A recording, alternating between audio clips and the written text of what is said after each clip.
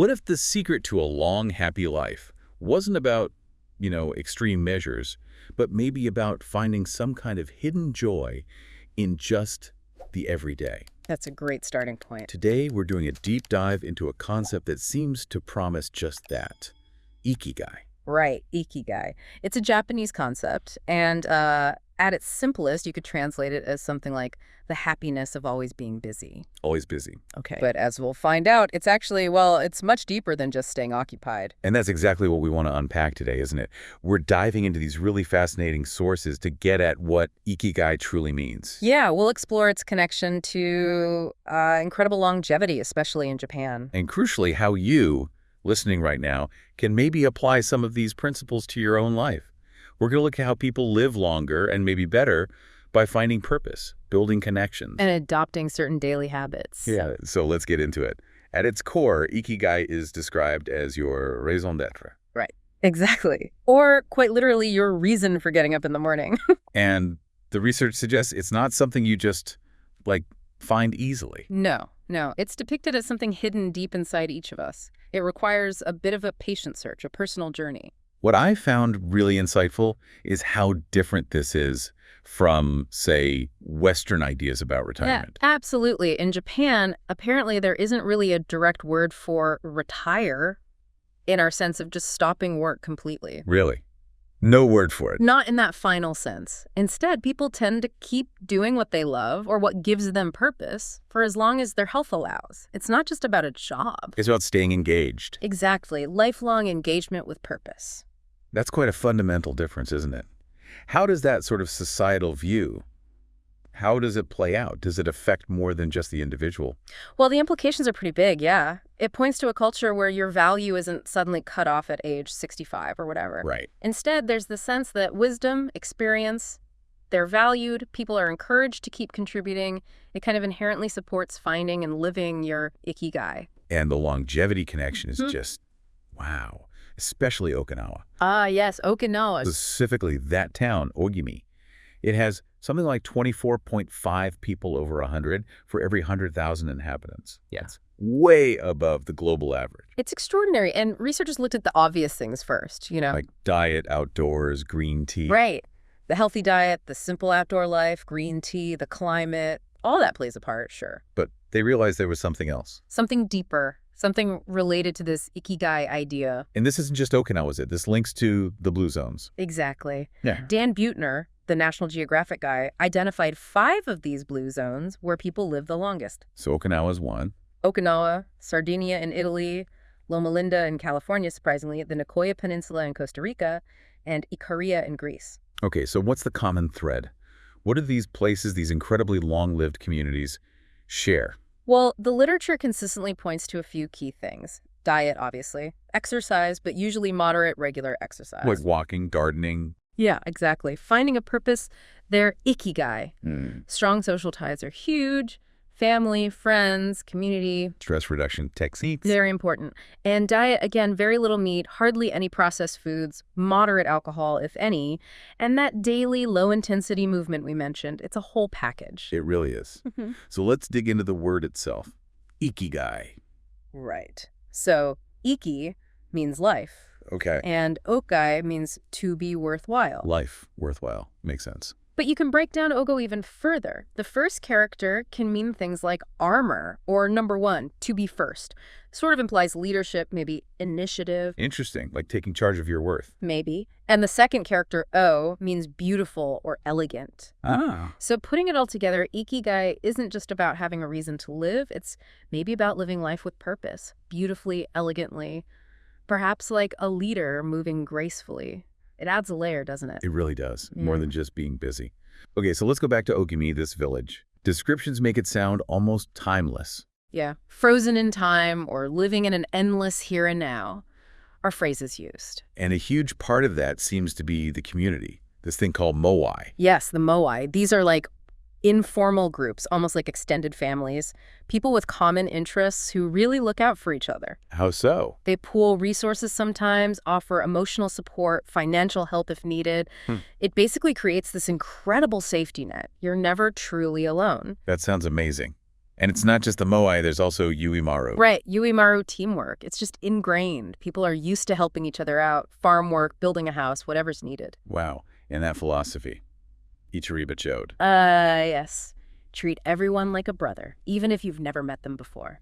It speaks volumes about their openness and connection. So how does this deep community stuff actually, look day to day Yeah. in their celebrations and routines? Well, it's not just abstract. It really shapes their daily lives. Reports talk about these vibrant community centers, one for each of the 17 neighborhoods, all focused on longevity. Community centers focused on longevity. Seems so.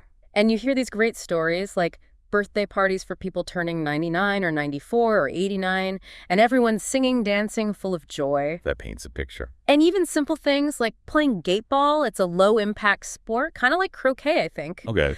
It becomes this fun social event, movement and community combined. Beyond the social side, what about spirituality in Okinawa? It seems quite unique. It is. They mention Rikyu Shinto. It's their main religion, but it's this fascinating mix. You've got elements of Chinese Taoism, Confucianism, Buddhism, blended with Japanese Shinto, and even older shamanistic and animistic beliefs. Animistic, like spirits in nature. Exactly. They have a strong belief in kami and bunagaya spirits that inhabit everything. Ancient trees, rocks, even everyday objects. It creates this deep respect for nature and their surroundings. So if you ask the Ogimi residents themselves, what's your secret? What do they say? Well, a few key themes pop up again and again in the interviews. One of the biggest is just, don't worry. Easier said than done. True. But they emphasize keeping your heart young, smiling at people, opening up, actively avoiding anxiety simply by, say, greeting people you pass on the street. It sounds simple, but it's a conscious choice. Managing your internal state. What else? Cultivating good habits. Things like waking up early, tending their vegetable gardens. Almost everyone seems to have one. Growing their own food. Yeah. Cooking it themselves, walking, doing little finger exercises to stay mentally sharp. One person said, if you keep your fingers busy, you'll live to see 100. Wow. It's about consistent, gentle activity. And nurturing friendships daily. This comes up constantly. Many say getting together with friends is their most important Ikigai. Their most important Ikigai. That's what they say. Talking, drinking tea together, singing. It's this constant social connection, a real lifeline. And another big one. Live an unhurried life. Yes. Slow down, relax. They seem to find flow in simple crafts like making things from wicker. They really appreciate the seasons passing. It's about being present. Not always rushing. Exactly. And finally, optimism. It just shines through. Pick those quotes. Yeah, today will be full of health and energy. Live it to the fullest. Or the person who said, I'm 98 but consider myself young. Laughter is huge for them. Volunteering, giving back, it all feeds into this positive outlook. Okay, so community mindset. Incredibly important. But it's not just that, is it? There are specific practices for the mind and body, too. This anti-aging toolkit the research talks about. Right. And it starts with that old idea, mens sana in corpore sano, a sound mind in a sound body. The connection is really strong in these materials. An active mind is key to staying youthful. How so? Well, just like physical inactivity weakens muscles, a lack of mental exercise lets neurons and their connections sort of wither. Makes sense. Neuroscientist Shlomo Bresnitz argues the brain needs stimulation. It needs new information to build new pathways, even if that causes a little bit of productive stress or anxiety. Anxiety. Yeah, the kind that comes from learning something new, stretching yourself mentally. It boosts mood, self-image. It's not just a hobby, it's actually an anti-aging strategy. Curiosity, learning vital. Okay, but then there's the bad kind of stress. Modern life stress. The research calls it a major cause of premature aging. Oh, definitely. Chronic stress is brutal. Studies mentioned show it can cause antibodies to attack healthy cells, almost like fighting a pathogen. Wow. And it damages telomeres. Remember those? The caps on the ends of chromosomes, like shoelace tips. Exactly. Stress basically frays those tips, which means the DNA itself is less protected, leading to faster cellular aging. So how does this happen, the fight or flight thing? Well, yeah. Yeah. That response, pituitary gland, cortisol, adrenaline, was great for escaping a saber-toothed tiger, acute stress. Short bursts. But our modern stress is often low level but constant. Email alerts, phone notifications, deadlines. It means we're drip-feeding cortisol into our system all day. And that constant drip is bad news. Very bad. It messes with memory, hormones, mood. Think irritability, insomnia, anxiety, high blood pressure, all linked to chronic stress. So how do we protect ourselves? Mindfulness comes up a lot. Yes, mindfulness is presented as a really powerful tool. It's about focusing on the here and now, stepping off that mental autopilot we often run on. Like really tasting your food, as that instructor said. Exactly. Paying attention to your senses, your responses, meditation, breathing exercises, yoga, body scans, they're all ways to practice this. To be present. But wait, is all stress bad? Didn't the research mention some stress might be good? Ah, good point. Yes. It's counterintuitive, but low levels of stress can actually be beneficial. How?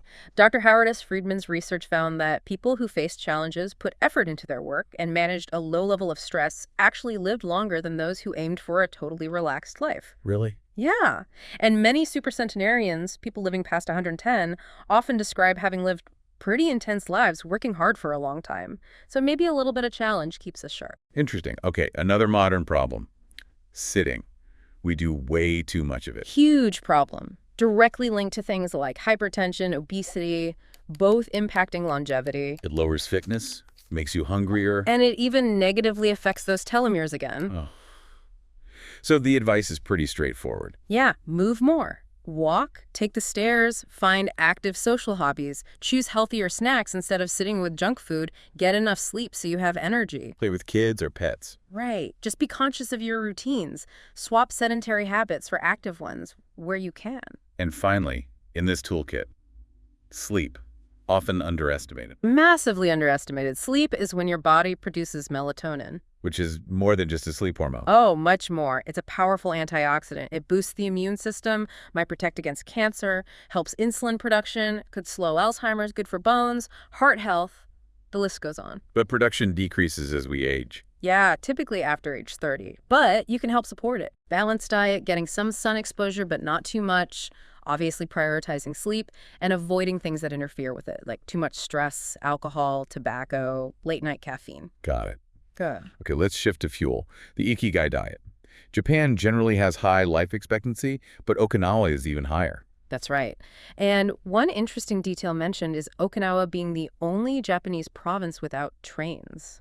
Meaning people have to walk or cycle more. Potentially, yeah. Little things add up, and they generally stick to lower salt recommendations, too. So what makes the Okinawa diet so special that cardiologist Suzuki studied it? He did.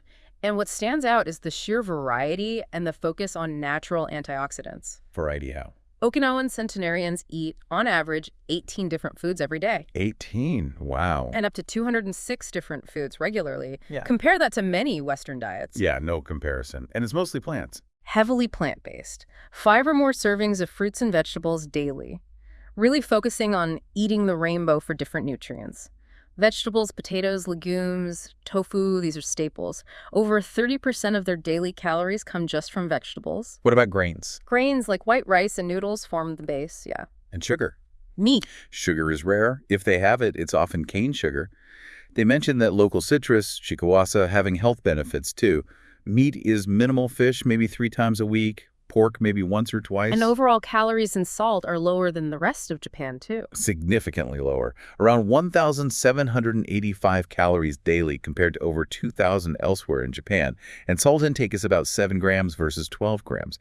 This leads right into that concept, hara-hachibu. Right. Eat until you are 80% full. Exactly. Stop eating when you're starting to feel satisfied but not stuffed. It's an old Zen Buddhist idea. Apparently so. Eating may be 2/3 of what you truly desire. It avoids overloading your system, which is thought to speed up cellular oxidation. Practically, it could just mean skipping dessert sometimes, or having slightly smaller portions. So eating a bit less actually helps you live longer. The research suggests, yes, calorie restriction without malnutrition, that's key, correlates with longer life. Why? Less energy spent on digestion, maybe less lethargy. It also lowers levels of something called IGF-1, an insulin-like growth factor protein. IGF-1. Yeah, it signals cells to grow. Reducing it might tell the body to slow down growth and focus more on repair and maintenance, kind of tapping the brakes on aging. And fasting is mentioned as another way to achieve this. Right, things like the 5.2 diet, where you eat normally 5 days a week and restrict calories significantly for 2, gives the digestive system a rest. Okay, back to the Okinawan foods. They're packed with antioxidants. The sources list 15 key ones. Yeah, it's like nature's anti-aging pharmacy, things we know, like tofu, miso, carrots, cabbage, onions, soy, but also local specialties like Goya, bitter melon, kombu, seaweed, hechima, loofah gourd, sweet potatoes, the purple kind especially. And what do they drink? Besides water, I assume. Lots of sampincha. It's a mix of green tea and jasmine flower. Jasmine tea. Yeah, very popular there. Studies suggest it helps lower blood cholesterol, reduces heart attack risk, boosts the immune system, helps with stress. They drink maybe 3 cups a day. And green tea itself is powerful. Hugely beneficial. It's minimally processed, so it keeps lots of active compounds, good for cholesterol, blood sugar, circulation, fighting flu, bone health, even protecting against UV damage. And white tea is even better. Potentially, yes. It's even less processed. Described as possibly having the greatest antioxidant power, one source claimed a cup might equal 12 glasses of orange juice in antioxidant terms. Wow. Okay. And that shikawasa fruit again. Yes, that little Okinawan citrus. Tastes like a lime mandarin mix, apparently very acidic. But packed with good stuff. Absolutely. Especially something called Nobutin. It has like 40 times the concentration found in oranges. No Wilton, what does it do? It's linked to protection against hardening of the arteries, cancer, type 2 diabetes, even obesity. Plus, it's got vitamin C, B1, beta-carotene, a real powerhouse. Okay, so for those of us maybe not living in Okinawa, the sources gave a list of accessible antioxidant foods too. They did a kind of Western antioxidant canon, things like broccoli, chard, oily fish salmon, mackerel, sardines, citrus fruits, berries like strawberries, blueberries, apricots, Goji berries, dried fruits. oats, whole wheat, olive oil, and yes, even red wine in moderation. And what to avoid. Pretty much the usual suspects. Refined sugar, refined grains, processed baked goods, cow's milk products were also mentioned as things to limit. Right. Makes sense. Okay, let's shift to maybe the deepest part of Ikigai, finding purpose and getting into that state of flow. Viktor Frankl's logotherapy comes up here. Yes, Frankl's work is fascinating. Logotherapy is about helping people find meaning, find their reasons to live, as a way to deal with psychological issues. He famously asked patients, why don't you commit suicide? Right, a confronting question, but designed to get them to identify what still held meaning for them. Frankl believed, based on his own horrific experiences in Auschwitz, that our ultimate freedom is choosing our attitude, finding meaning even in suffering. And logotherapy has steps. Kind of. It guides you from feeling empty to realizing you desire meaning, discovering your unique purpose, choosing how to respond to your circumstances, and then using that purpose to overcome difficulties. His own story of surviving by focusing on rewriting his lost manuscript is incredibly powerful. It really is. Now, there's another related therapy mentioned, Morita therapy from Japan. Yes, developed by Shoma Morita, who was also a Zen Buddhist. It's also purpose-centered, but takes a slightly different approach to emotions. How so? Instead of trying to analyze or control difficult emotions, Morita therapy emphasizes accepting them, just letting them be without fighting them. Like the donkey tied to a post. Exactly. The more it fights, the tighter the rope gets. Morita believed trying to suppress one feeling just creates more turmoil, like trying to get rid of one wave with another, ending up with an infinite sea. So accept the feeling, then what? Then you focus on doing what you should be doing, taking purposeful action. The idea is that new, more positive emotions arise from the action itself, from the repetition and engagement, and through that action, you discover your life's purpose. Action leads to purpose. In a way, yes. Morita therapy uses phases like isolation, then light occupational therapy, then more involved work to help patients learn this through direct experience. He also used Nikan meditation, reflecting on what you've received from others, given to others, and the troubles you've caused. Very reflective. Both therapies point towards purpose and action. And this immersion in action, that sounds like the concept of flow. Exactly. Mihaly Csikszentmihalyi's concept of flow, it's that state where you're so completely absorbed in what you're doing that nothing else seems to matter. Like when you're skiing or cooking or deep in a good book. Or playing music, coding, gardening. Time just disappears. Your sense of self kind of dissolves and you become one with the activity. Bruce Lee's Be Water, My Friend. Precisely. Csikszentmihalyi called it the optimal experience. It's deeply satisfying. So what conditions are needed to get into flow? Owen Schaefer, listed some. Yes, 7 conditions. Knowing what to do, knowing how to do it, getting immediate feedback on how you're doing, knowing where to go, clear Yep. goals. Also perceiving the challenges as significant, but also perceiving your skills as adequate to meet them. And finally, being free from distractions. Okay, the last one feels tough today. Mm. But how do we actively try to achieve flow? Strategy 1. Choose a task that's difficult, but not too difficult. Find that sweet spot. The middle path. Right, something that stretches your skills slightly beyond your comfort zone. Too easy, you get bored. Too hard, you get anxious or frustrated. Hemingway said, "Sometimes I write better than I can." That feeling of being slightly stretched, that's where flow often lies. Okay, strategy 2. Clear objective. Yes. Have a very clear, concrete goal for what you're doing right now. Think of a video game. The objective is usually obvious. In real life, it can be fuzzy. Compass over maps. Exactly, that idea from Joy Ito and Jeff Howe. Have a clear direction, even if the exact path isn't mapped out. Ask specific questions. What's my goal for this hour? Then, crucially, focus on the process, the doing, not just the final outcome. Be present in the action. Like an athlete focusing on the next play, not the final score. Perfect analogy. Einstein apparently said, "A happy man is too satisfied with the present to dwell on the future." It's about that present moment focus. And strategy 3. Concentrate on a single task. Ouch. Yeah, this one hits home for many of us. Multitasking is described as an epidemic. It feels productive, but isn't. Research suggests it tanks productivity by 60% or more, and can even lower your effective IQ temporarily. You make more mistakes, remember less. Stanford study.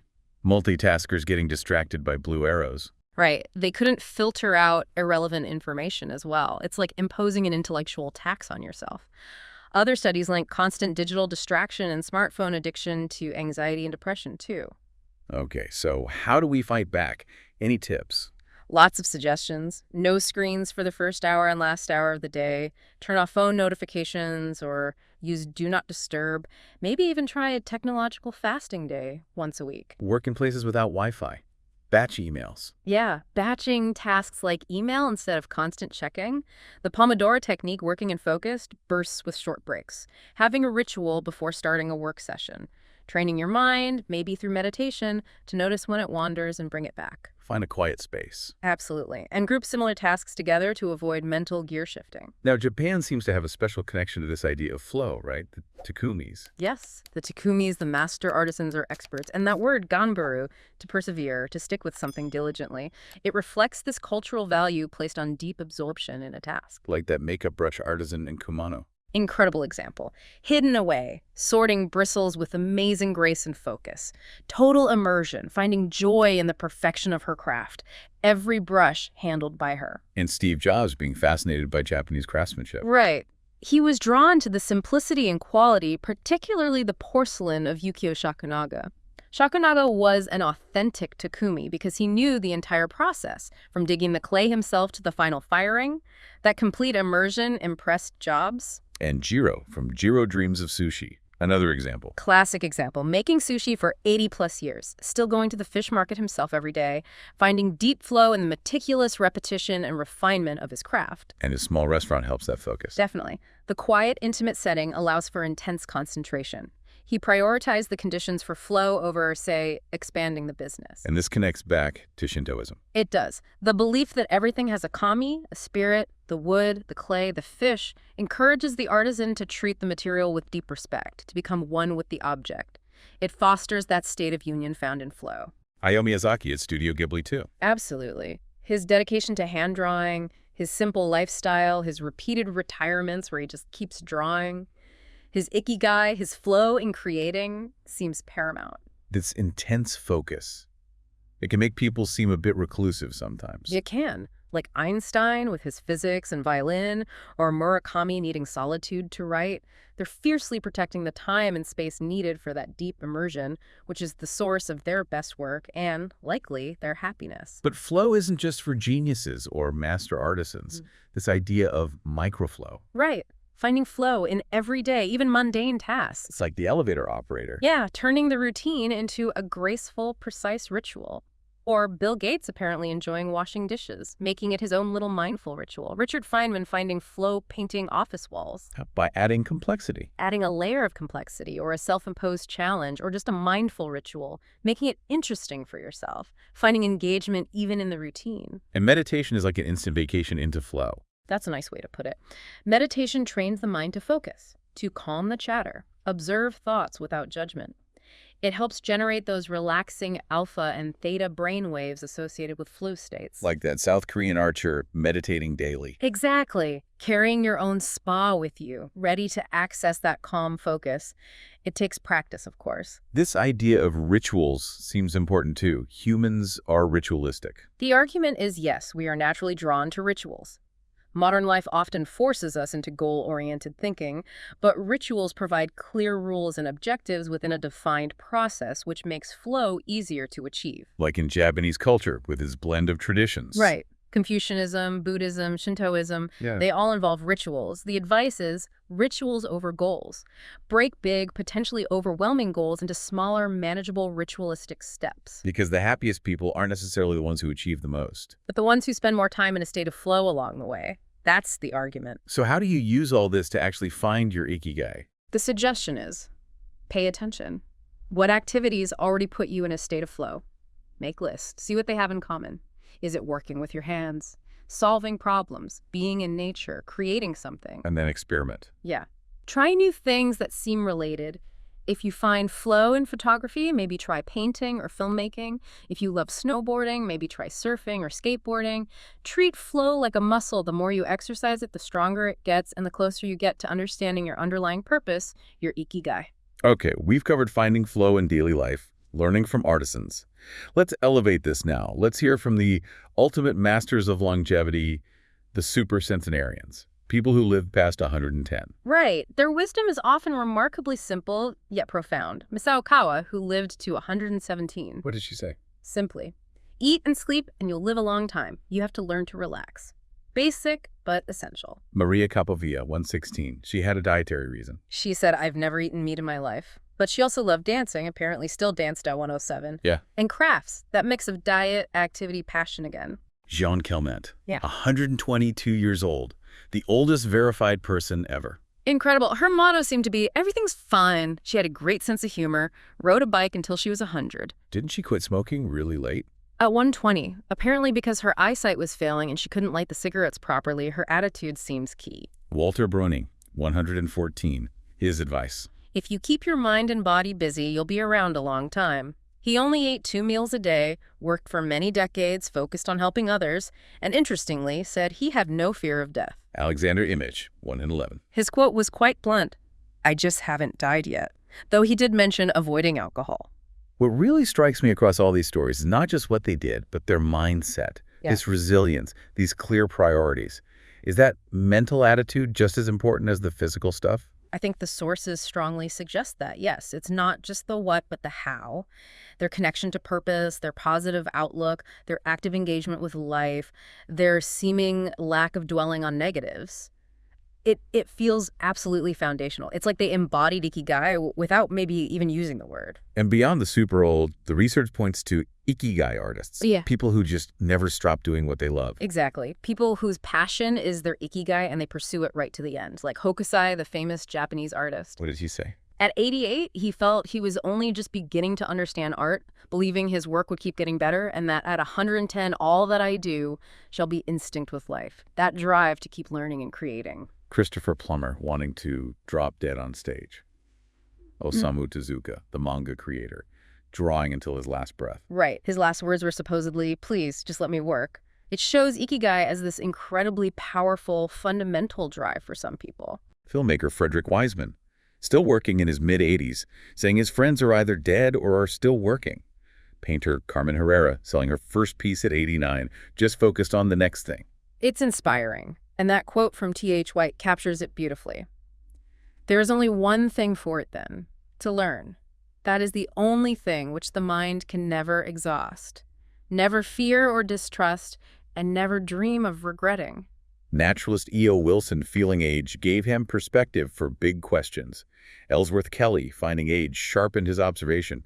Frank Gehry noting how long architectural projects foster patience and keep you current. It's all about that continuous engagement, curiosity, and finding meaning in the work itself. So wrapping this up, Japan's longevity isn't just one thing. It's deeply cultural, isn't it? Absolutely. It's the strong community bonds we talked about, the healthcare system's focus on prevention, and this pervasive sense of ikigai that keeps people active, purposeful, contributing beauty and utility. Okay, so if we boil it down, the core pillars we've explored today for a long, happy life seem to be finding that deep meaning, your Ikigai. The absolute power of community and connection. The wisdom in diets like Okinawa's variety, plants, moderation, Gentle, consistent movement woven into daily life. and cultivating an active mind, a mindful outlook, managing stress. It's a holistic picture, definitely. And maybe here's a final thought for everyone listening. We've talked about finding a grand purpose, but maybe the real magic is in the small things. That idea of microflow, finding meaning and joy in everyday actions. Yeah. What if the true secret isn't some big destination, I've found my Ikigai, but more about how you live the journey? How deeply you immerse yourself in each moment, intentionally. Exactly. So maybe this deep dive encourages you not just to have an Ikigai somewhere out there, but to actively live it in the Yeah. details every single day.